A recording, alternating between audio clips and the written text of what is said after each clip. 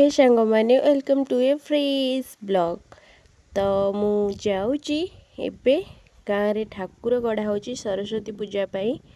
तो मु जाऊँगी जीबी ठाकुर गढ़ा होची देखिबी आउ आपण मानक सहित मध्य शेयर करिबी ठाकुर गढ़ा केते बाट गलानी।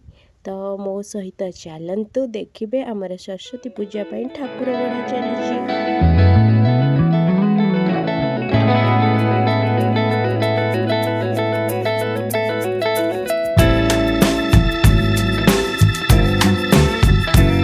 देखिपार्टी पिला माने आनिकी रास्तार महरम पकाउछन्ती जिबा आसबार असुविधा होची सेथिपाई कि। तो मु पहुँची गली ठाकुर जोटी गढ़ा हबो। तो बाउंस बंधा होईची एपर्यंत गढ़ा स्टार्ट हेनी खड़ गदा होईची। तो से बाउंस रे खड़ गुरा हला परे ता ऊपर जाइकी माटी दिया हबो। एठी एमाने सब माटी बुहाइबारे लागिचन्ती कादुओ जो पंक माटी तो बुहाउचन्ती बहुत कष्ट रे पानी रु बाहर करबा आनिबा केते ओजन। तो बुहाईकरी आनिला परे जाई माटी चकड़ा हबो कुटा दिया सरला परे माटी चकड़ा हबो ठीक अछि। तो से माने बुहाईकरी आनिकी थुआथी करचन्ती देखंतु फाइनल एतिकी ही हेइची। तो मु जाउची जेते बेला गढ़ा हबो संपूर्ण भाबे कुटा दिया है कि तो मु आपण मानक सहित शेयर करिवि। देखंतु मोर चारिपट जाक जेमती दृश्य सेमती प्रकृति कहूची ता पाखरे सबु दिग सौंदर्य भरपूर रही। ता पाखरे मनीष कौन पशुपक्षी कहीं भी समस्ते तुच्छ ठीक अच्छे। तो प्रकृतिर सौंदर्य परिवेश को सुस्थ रखंतु जेमिति कि सफा सुतरा रखंतु परिवेश सुस्थ रहिले आमे समस्ते सुस्थ रहिबा।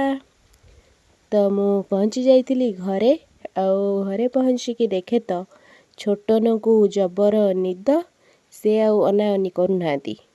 तो देखंतु ये हैला मोर फूल बगीचा गेंडू फूल लगेइथिली अल्प गछ लगेइथिली किंतु ये बहुत डेंगा डेंगा हो जाइए बहुत सारा फूल फुटी जाइए ऑलरेडी।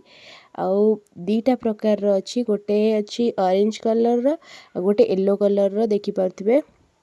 तो झिंटिका तार मनोरम बढ़ई दउची फूलर फूल ऊपर बसिकी एते सुंदर हेइची मन छाड़बनी एठिके आसिले जीवा पाई कि देखि पारछंती। तो मो पछपटे भी लाउ गछ लटेइची तो देखंतु बढ़िया देखा जाउची।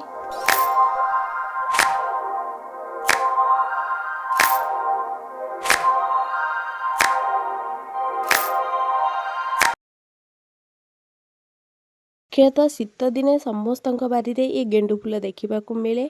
आपण मैंने लगेइछंती कि नहीं कमेंट रे निश्चिंत जणेबे। तो देखंतु ए टोटाली हैला मोर फूल बगीचा रहुची देखा नेक्स्ट वीडियो रे।